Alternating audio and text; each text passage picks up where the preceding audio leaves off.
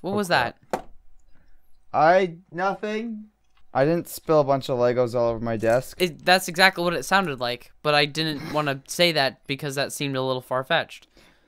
But, yeah, it sounded kind of great, though. Like some ASMR here. Yeah, have you ever... Okay, is it just me, or have you ever, like, reached your hand into, like, a thing of Legos and, like, just shuffling around, and, like, that sound is, like, really satisfying or nostalgic? Yeah. Gosh, I really like that sound. That is both satisfying and nostalgic. It's a great sound. It has to be a bunch of those thin Legos, though. Like, a bunch of bricks or those tile-y pieces. Like, when they're... Yeah, I know what you're talking about. When they're, like, a bunch if you of get, like, minifig pieces or something like that, it's really high-pitched, and it just doesn't sound the same. Yeah. I know what you mean. I really hope the listeners know what we mean, too, because... Oh, I'm sure. I'm sure they do. Yeah. If they don't know what we mean, well, then you heard it at the beginning of this episode, so... I mean, it's that. It's that sound, and if that doesn't fill you with joy, then you've probably had a different life experience than us. Yeah. And that makes you wrong. Yes, objectively wrong. That makes you objectively wrong. Okay.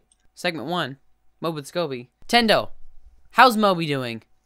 I mean, that's a complex question.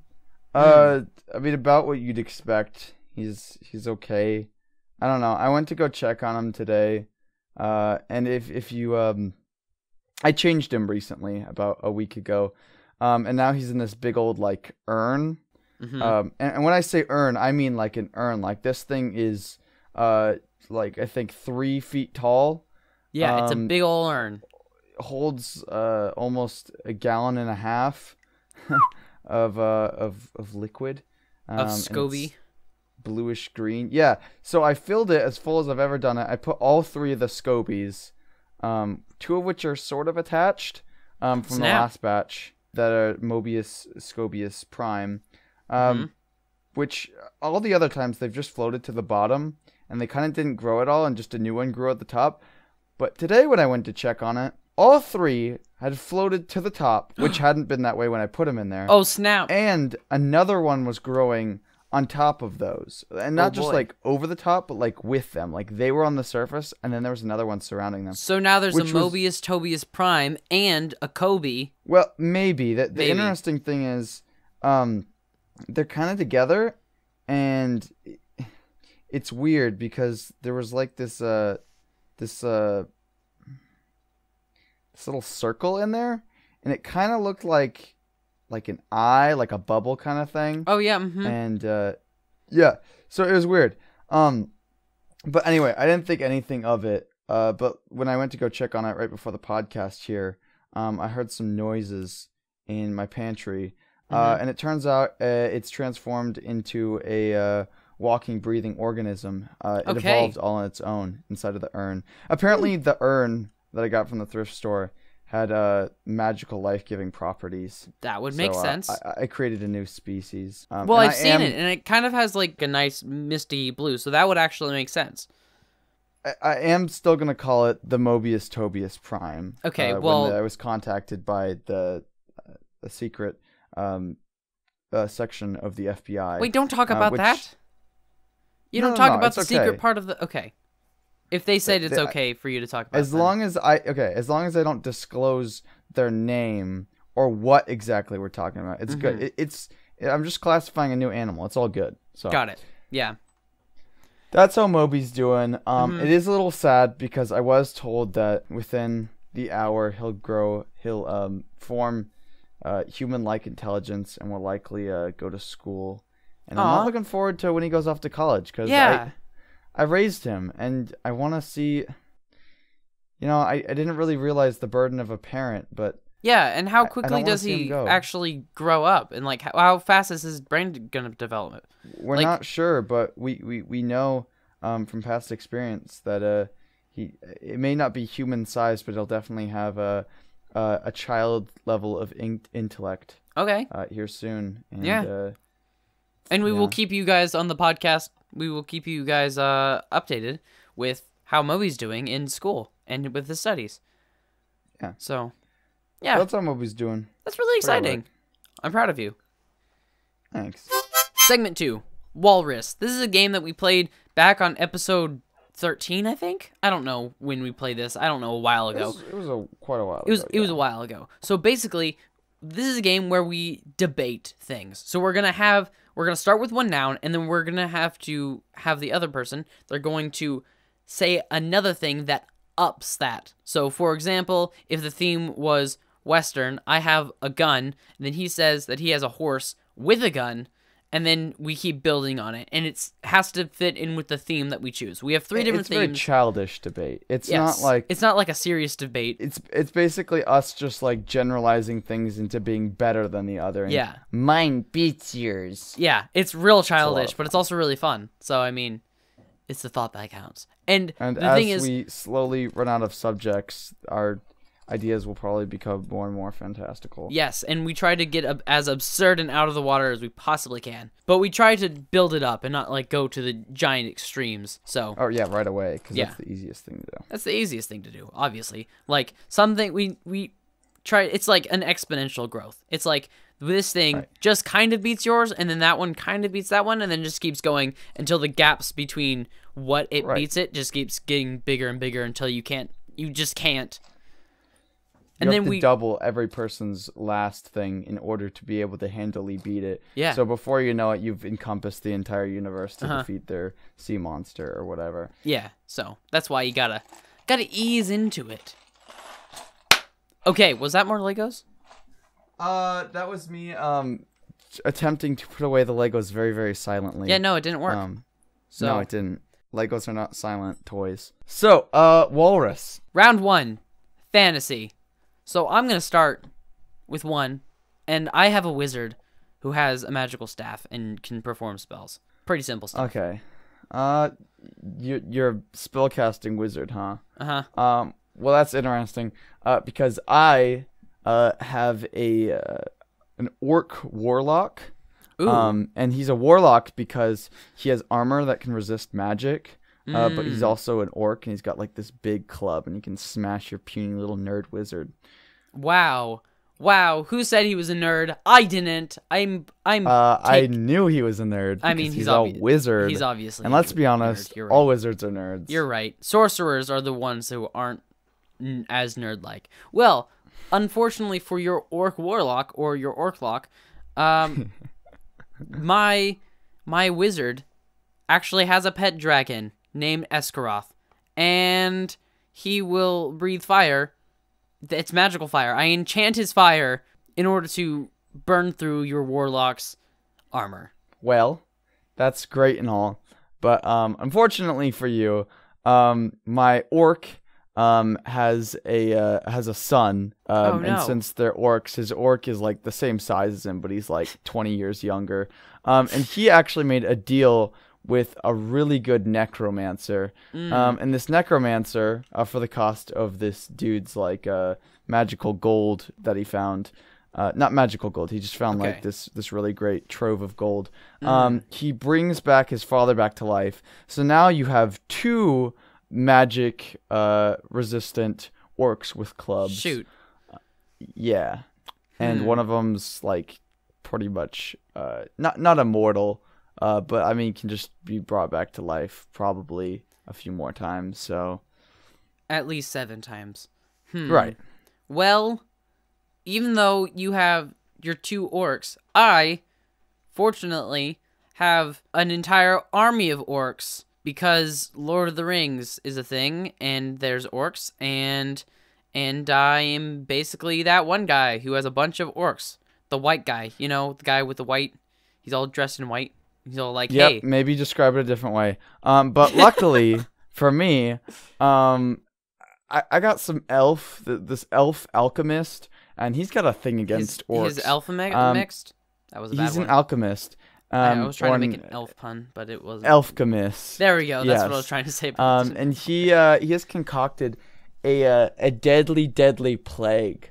Ooh. That affects only orcs. And for white orcs, it causes them an extremely slow. I don't have any white death. orcs here. I'm just a humble wizard who is dressed in white. I'm not really. I'm not a white orc. I am a human being. Well, that is I think that's pretty guess, racist of you I guess to your little assume nerd. that I was I a guess white your little orc. nerd wizard can be fine, but whatever. All the orcs are dead now, Including They're all your killed. 2 orcs. Yeah, and that's okay because I got 'Cause I something have an else elf up my warlock. sleeve. Alchemist, I mean. Okay, well, you may have killed all of my orcs and your orcs, so we're back at square one with my dragon still having magical fire and my wizard still existing. And now it's me, a powerful wizard, against you, an elf. So I just shoot a fireball at your elf. You shoot a fireball at my elf. Yes, I really? do. And then my dragon also shoots its fire at it at the same time. Well, that stinks because my elf boy, he's got a potion that transforms him into a 200-foot giant. Oh, what? And if you don't know, giants are essentially impervious to all fire damage. So I'm just gonna crush you. Oh, just gosh. under my foot. Oh, boy. With ease. Well, before you do that, I use a force field to stop you from squishing me, and then I do another spell that makes my dragon even larger, and he can bite your head off. Okay. Well, I'm gonna call upon my own wizard, who is like he's no longer human. He is this ascended being that only exists in the realm of magic. Oh, so yes. you can't even hurt him. And I'm gonna call upon him, since even though he doesn't have like a physical form, to summon me a massive dragon slaying axe that is proportionate to my size, so I can slay your now also massive dragon. It's specifically a dragon slaying. Yes, axe? there's dragon Okay. slaying axes. Yes. Well, actually, do you know what's funny is the fact that I actually created an item in my D&D campaign that is specifically used for killing dragons, so I mean that's not too far-fetched. Okay, well, even though that you have a giant dragon slaying thing and you kill my dragon, I have nothing else to do because I'm but a wizard without an orc army, and I'm fighting against a being who lives in another realm. So, I mean, I'm screwed. You win. Congratulations. Yay! I was a little more lame than I thought it would be, but I won. You did win. I'm so proud of you. I like how we're actually So- going like head-to-head combat. I like this. This is cool. Yeah, that one was also interesting because it wasn't just like we combined them like it was a party that was fighting. Yeah. Not just like just naming the next thing. Yeah. That would come. Another thing and another thing. Well, Tendo, you might have won this first round, but will you win the second round, which the subject is anime. Okay, let me preface this by saying I don't know anything about anime. my knowledge of anime Yeah. is not only very limited, but it's also very stereotypical. So anything I do say is going to be, as other anime enthusiasts would call, very normie and perhaps cringy. Yes. But I will try my best. I am to the use- exact same way, but it's okay. I don't know why we're doing this because, I mean, I know stereotypes of anime, so that's all that matters. Yeah, that's right. All you need to know is stereotypes. Okay, so, would you like to start this one off? Yeah, sure. Well, I am an edgy protagonist that has powers that I got for a reason I don't know, but I don't know the extent of my powers, but they're probably like super powerful and OP. And you don't want to mess with me because if you mess with me, I might accidentally like annihilate you. Yeah. Because I'm so mysteriously overpowered. For no reason. Right. Well, Except for not this- it that- hasn't the- explained yet. You gotta wait a few more seasons. Well, yeah, at least 20 more seasons before you reach your final form. Well, Right. I am also not the protagonist. I am the antagonist who has a big old sword and very spiky hair. Oh, And always snap. goes, Oh, ah! spiky hair. That's me. That's you. Yeah, that's me. Okay. Well, cool. I'm gonna use my my aura of friendship and all of my really cool friends I've gotten from have a being lot of cool edgy friends. and cool. Yeah. To shoot a ball of friendship power at you, and that's gonna hurt a lot probably. Well, joke's on you. I have a force field, and I have cheesy dialogue that says, this isn't even my final form. And then I start evolving into my final form, and then I get all big and muscular, and, like, I have more fireballs that I can shoot at you, and there's, like, a giant laser beam, too. A fireball. Well, that sounds... there's a laser... The fireball is inside the laser beam. That sounds pretty powerful. Luckily, I quickly constructed a massive robot Gundam, and I'm gonna get into him. And this thing's pretty big, and it can also shoot lasers. So, I mean, you better watch out, because I'm gonna reflect that laser with the fireball in it right back at you. Well, the thing about that is the fact that you have technological lasers, whereas my lasers are mystical and magical and otherworldly. So I am able to quickly dodge your lasers that you sent back to me, and then take them and throw them into the ground in order to absorb the energy and make an even larger fireball laser and shoot it at you after floating into the air and hovering and being like, ah. And my hair also is now glowing. It's like on fire. I forgot to mention that, but like, it's my final form. It's not even my final form. You'll wait. I'm in a lot of wreckage right now, but luckily my my love interest that has like dark like red hair comes up to me and whispers like not only some super motivating words but like the best idea ever, and they hand me something that you can't quite see, and so with a cheesy hero smile, I say, but you never saw my trap card that I had waiting the whole time. Oh, no. And I ask you, so, what is your name? So I ask you what your name is. That's my trap card. That was much less eventful than I was expecting. Then I'm like, I've never thought of this. I've been bested. And then I blow up. I implode. But did you tell me your name? No, I didn't, because I didn't have a name. I'm generic antagonist. That's my name. I don't even have a name. Well, good. Those were one of the first 7 words I tried in my death notebook. So you're dead now. Oh gosh. Oh man. Well, you win that one too. I guess we don't have to do a 3rd round. The thing is, once you became the protagonist and I became the antagonist, I was doomed, because in anime, the antagonist never wins. I was trying to stuff the 2 Yu-Gi-Oh references I know. I was gonna throw in some what do you call it, Beyblade in there, and then I wanted to end it with the Death Note. That's what it was. Kind of sucked. I don't know anything about Death Note. I've seen like Sword Art Online, which is like not very good. I've also seen some Fairy Tail. I know some tropes from Dragon Ball, and then also I've been watching Cowboy Bebop, which is really, really good, by the way. So I've heard. Yeah, so I would highly suggest that if you get your hands on it. It's really good. So yeah. Anyway, you won both rounds. How does that make you feel? I don't feel accomplished. Yeah, no, you shouldn't. Ended like kind of sadly, and I mean, I don't know. I'm pretty proud. I'm pretty good at being a jerk on the playground, I guess. Oh wow, hello. And I mainly just didn't want to do the 3rd topic. Yeah, that's exactly why I let you win. Segment 3: 60-second improv stories. We have 60 seconds to create a story. We each will bring to the table a name, a location, and a nonsense word, and we have to have 60 seconds in order to create that story.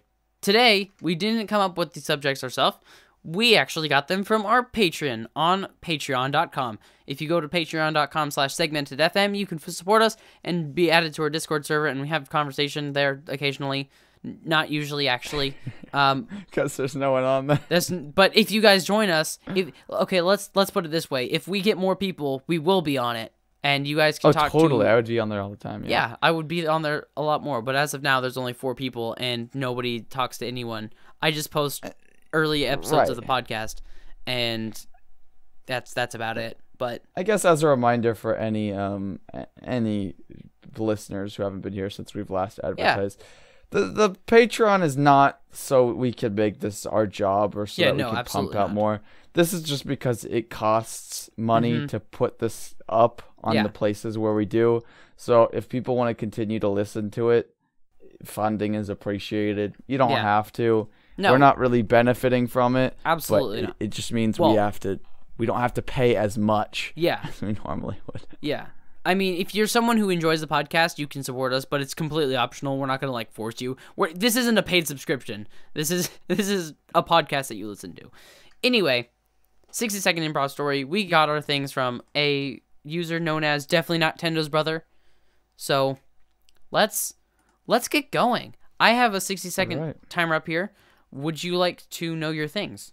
Would you like to start? Sure. Yeah, Okay. I'll do this. So, your name is X267. X2. 67 or X267 or X267. Any way you want to say that name, you may. 267. Okay, I gotta write this down. I wasn't planning on that. Yes. Your place is Mars, Sector 5. The 5th sector of Mars. I don't exactly know how we sectioned them off, but I mean, Sector 5 of I'll Mars. explain it. Don't worry. Okay. And your nonsense word is schnurts. Schnurts. Nonsense word. Can I Schnurts. just point out that it's by far my favorite nonsense word? Schnurr. It's great. I love it It's so funny much. because the way how I spelled it, at least, there's only one vowel and there's 6 consonants. Oh, that's how he spelled it too. He spelled it Shnerts. Okay, you have 60 seconds on the clock. Your name, X267. The Mars Sector 5 and Schnurts. You have 60 seconds starting now. Okay, so his name was X267. He was just a he was a young little boy human guy, and he lived on Mars because there's a massive planetary galactic empire they got going on, and there's actually like this big like civil war happening on Jupiter. But X267 has like some bigger problems going on at home because there's like this gang of the Ys that are like attacking his like family of the X's, and that's just his number. And so what he does is he goes to the store and he buys some illegal schnurts, which is a form of like ammunition for like an illegal gun that only exists like on Uranus. And then he goes to the house of the gang of the Ys and he murders them all in cold blood, which was the wrong thing to do, but he did it anyway because they killed his family of X's. And he lives in the neighborhood called Sector 5, which is actually a sector of a larger city. Done.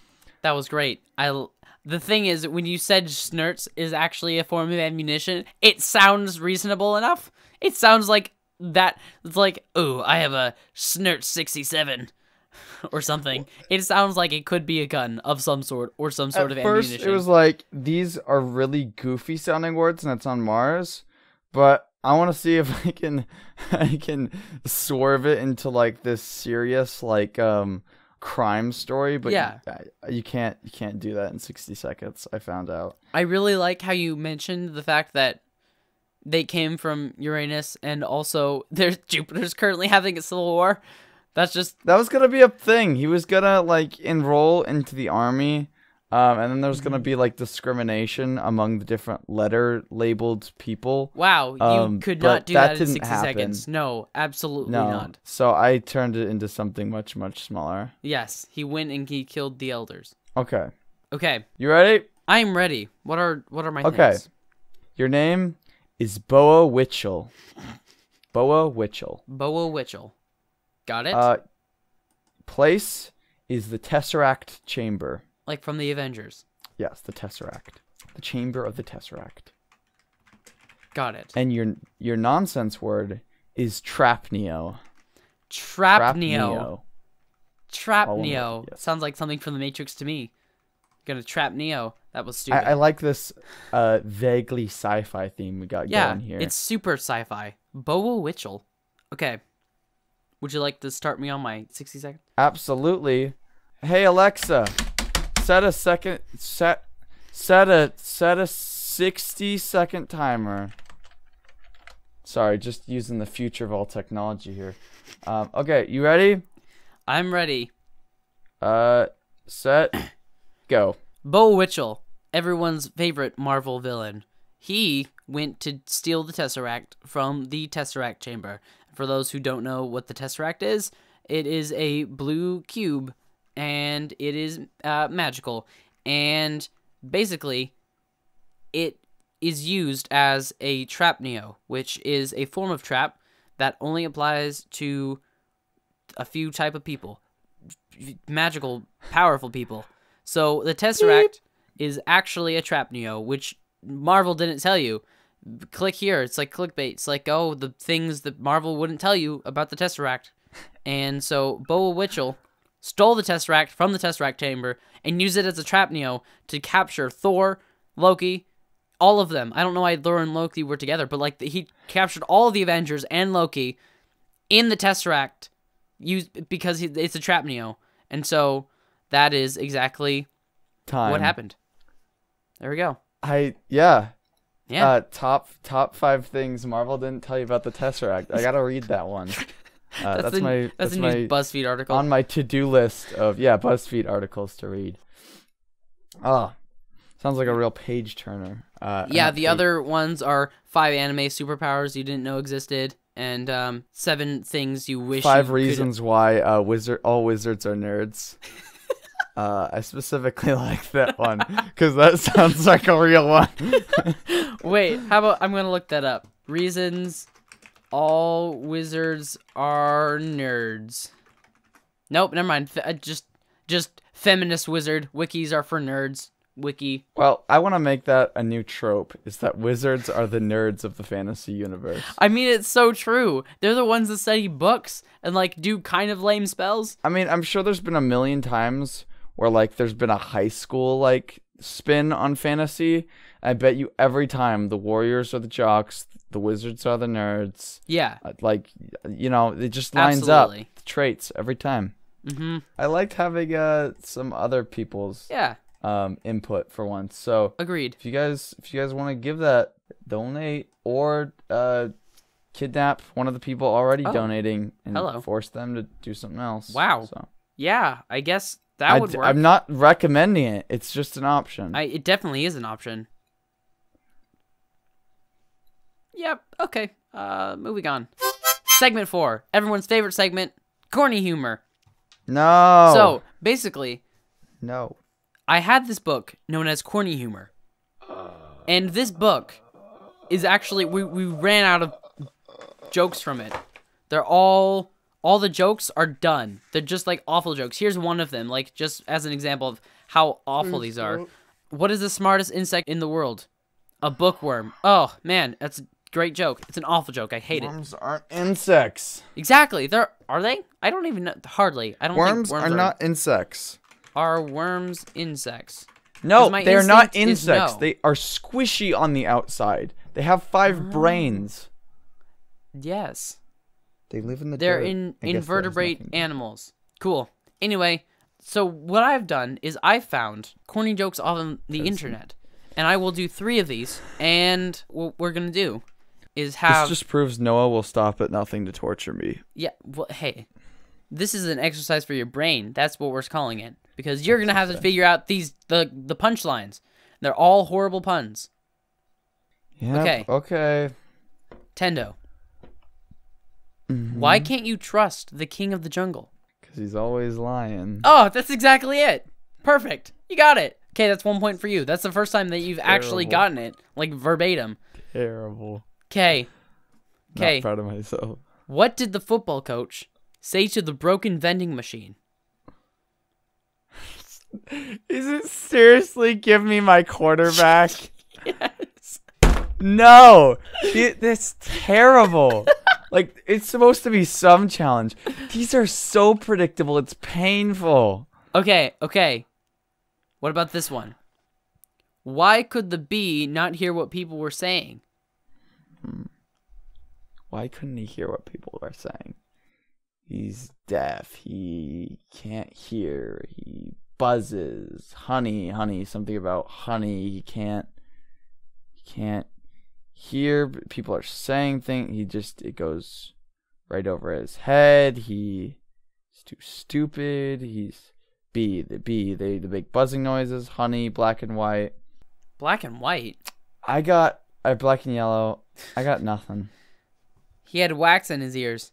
That one was stupid. That one's not even funny. That's hardly even a pun. That's because wax is like such a minimal part of the honey making process. Yeah, that and hearing. It's not common enough knowledge. Do to be bees corny. even have ears? Bees don't have ears. I don't think so. No, they don't I think have most ears. Insects. That's a stupid one. I'm going to do this one because it's really, really funny. What's ET short for? I know it's actually for extraterrestrial, but what could the joke be? Like, the whole joke has to be in the punchline because there's nothing funny or clever sounding about the question. No, they're corny jokes. They're bad. They're bad. What is it? He's got little legs. What? He's got little legs. That's what he's short for.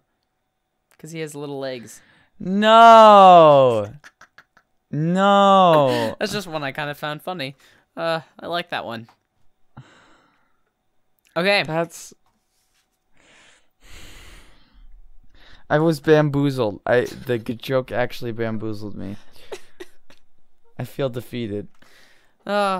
That's how you always feel defeated after this segment. Yeah, that's true. Every time I do this, I feel defeated. Which, I mean, I don't know why we're not always doing this as the last segment or the first segment, so we can build yourself up again. Or just not have to. Segment 5, we're going to do Will You Press the Button, or What If, where basically there's this website called www.willyoupressthebutton.com. Will you press the button?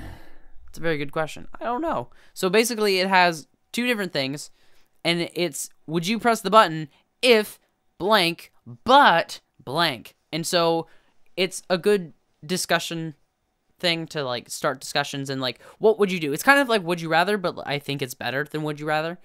We just have this website, and we will leave this in the show notes, of course, and it just has thousands of questions. So here we go. Tendo, will you press the button if 1,000 people that you'll never meet die, but one of your closest friends is saved from death? Is saved from death.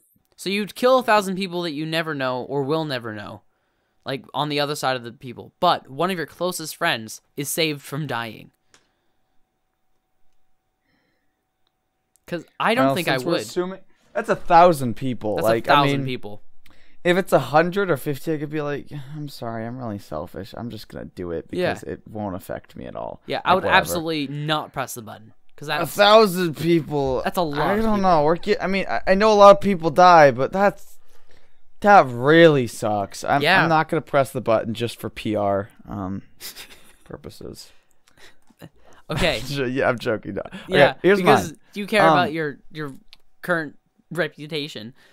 Well, no, I care a lot about the people close to me. Yeah, so do I. But I wouldn't kill 1,000 people because I think there's a reason that they had to die in the first place. So. Okay, so Noah, will you press the button? This one is strange to me because it really shows what values we all have. Wait. I wanted to tell you the percentages of people who would press the button. Oh yeah. Sorry. Go ahead. 63% would press the button. That's 46,818 people. That's what a lot percent? of. 63% of all the people said that they would press the button. That's higher than I thought. Yes, it is, and I'm kind of upset. So this one, okay, here I'll just read it. You will get married to someone who shares all of your interests and is a solid 6 out of 10. Live happily with each other for the rest of your life, but you'll never be able to have children. Oh.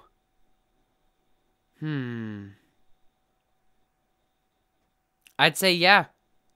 I'd press the button. That's what I said. I said absolutely. I mean, kids are great, but I have very little desire to have children. And if there's just like a super just great person that you just got married to, no problems, then that sounds like a deal done to me. Yeah, and also the thing is, I've always wanted to have children, but also I think there's a time where you're not necessarily going to need to add to the population of the world and stuff, but also like finding that person is a very special and once in a lifetime thing. So yeah, I think I'd definitely do that. I mean, I would prefer to have that person and children, but I mean, if that was the only option, then I'd go for it. What was the percentages on that? 66% of the people press this button. I expected it to be a little higher than that, but makes sense. I was thinking about 70%, so it's not too off from what I'd say. So right. Okay, what if you'll meet Sherlock Holmes and he'll be fascinated by you, but you'll eventually die a slow and painful death with him watching, unable to help you? Why Sherlock Holmes? Why? If I was obsessed with Sherlock Holmes and thought he was the coolest boy in the world, and I wanted his attention so bad, I might slightly consider. But heck no, dude. Yeah, I wouldn't do that. I mean, that's not even worth it. I will not press the button. Enough for me to die a slow, painful 66% said they would not press the button, which is 3,807. No, 38,701 people did not press the button. Okay, Tendo, give me another one. This one's garbage. Okay.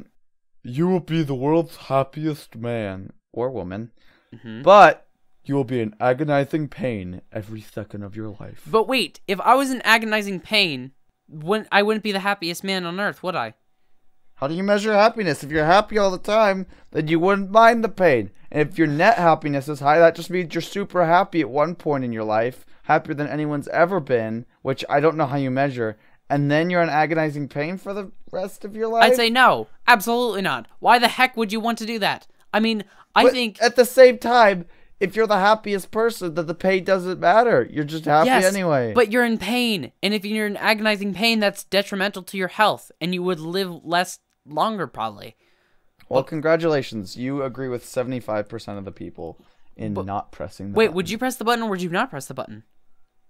I don't know. It's a terrible question. Well, no, I probably wouldn't. No, because my curiosity isn't isn't great enough to figure out how dumb its answer is. But do you think that being happy all the time is good?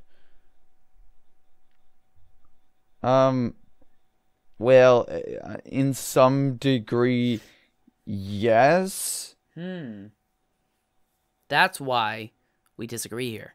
I think that it's bad to be happy all the time. It's not healthy to be happy all the time, because then your highs can be better because you have lows to compare it to. But at the same time, you're in agonizing pain all the time. Yeah. So here's the thing. Agonizing pain means that to you it's agonizing because everyone has a different pain threshold. Yeah, that too. So how is it possible that you're able to deal with the pain so well that you're the happiest person ever? Because if that was true, that you could still be happy all of the time and be the happiest, it is not possible for the pain to be agonizing. Yeah, and if it is agonizing, it's not possible for it to... It's a catch-22. It's not possible. Yeah, I guess agonizing pain is relative. So, okay. Tendo, will you press the button if you get a time machine, but using it for any reason will set off a chain of events that ultimately kills you? That's probably gonna happen anyway. No. No. Messing with time is a bad idea. Yes, because it is. It means you're gonna die at one. Okay, hold on. When did it say I would die? It says that using it for any reason will set off a chain of events that ultimately kills you. So it doesn't say when, but it says that your doing here's so. The thing. Who's to say I'm not gonna be immortal? Because technically, I could probably just. If I have the time machine... Actually, no. I'm not playing with those odds. Yeah, no. Probably not. That's for the best. Let's say no. I just did one. So you'll do one more, and then I'll do one more. Okay. This next one is whatever this is what I'll get. Okay, yep, this is a good one. You become your favorite video game character, but you can never leave their world. Well, I mean, if I'm my favorite character, then I'd say yes. Actually, no, I wouldn't, because I like the life I live in now, and I like just living in my world. So actually, no. Why would I do that? But I mean, if I was my favorite video game character, I wouldn't mind being in that world. But I like my current life, so I'd say The thing is, no. the video games are so simplistic and romanticized. Yeah. So being actually in it probably wouldn't be that great for an entire lifetime. You're right. Probably would find a lot less purpose than you would in real life. But hey, if you pick a universe of a video game that's like essentially identical to ours, but it's just some cool magic or sciencey thing that exists, that might be pretty cool. I mean, yeah.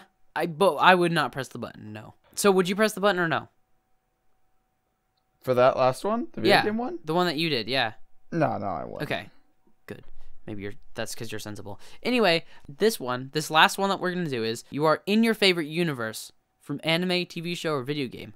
But if you become too emotionally attached to anyone, you will witness their horrible demise.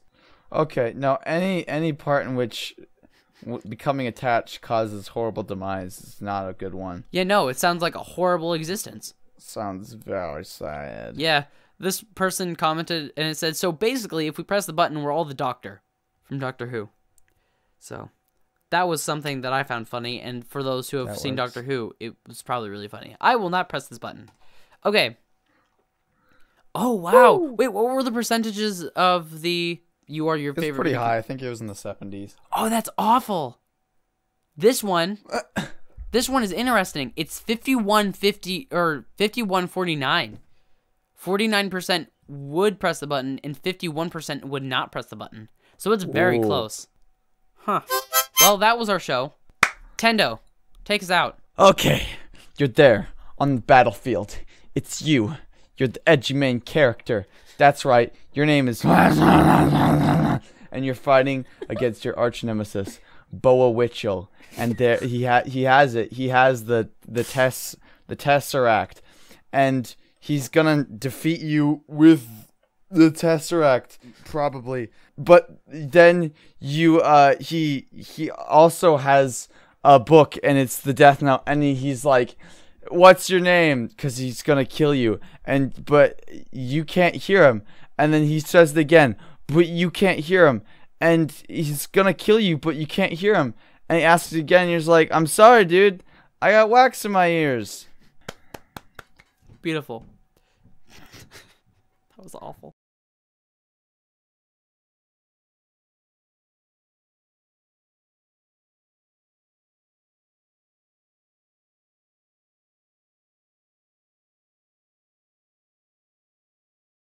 I like this segment a lot more now. This segment just got really good, really fast. Yeah. That's what I was thinking too. Just today, I was like, this segment's getting a little boring. Yeah.